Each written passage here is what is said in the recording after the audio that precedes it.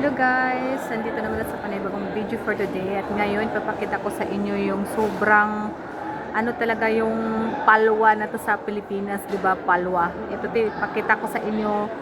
Grabing ano talaga, too much creative. Creative, tama ba? Ganyan yung guys. Ito, palwa to siya. Pero ginagawang ano. Yan, tingnan mo guys. Ayan.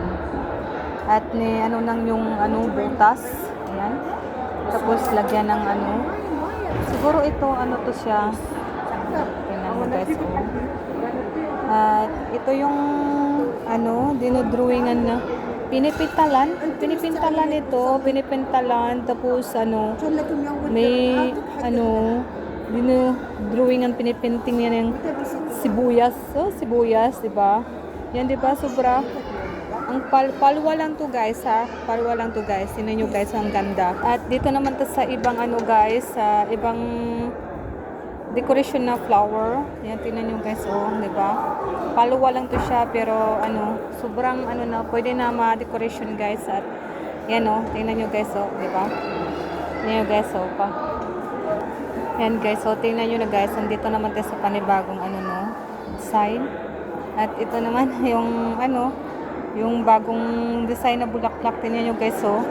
Pinipinting lang niya. Palwa lang to ha. Palwa. Palwa sa ano, niyog. Niyog sa lubi. Yan, tingnan nyo guys oh.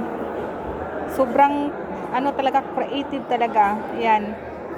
At nilalagyan lang ng varnish. Ito. Nilalagyan ng varnish. Tingnan nyo guys oh. Kaya ito kaya gawin ko sa ano. Sa decoration sa bahay. Yan. Tingnan nyo guys. Yan guys oh. Yan. Andito naman sa ibang ano decoration oh. Bulaklak din yung ano hinaano niya. Guys oh. Yan. Di ba? Ang ganda. Gagawin natin to sa bahay natin. Palwa lang to ha. Nilalagyan ng ano varnish. Yan guys oh. Yan.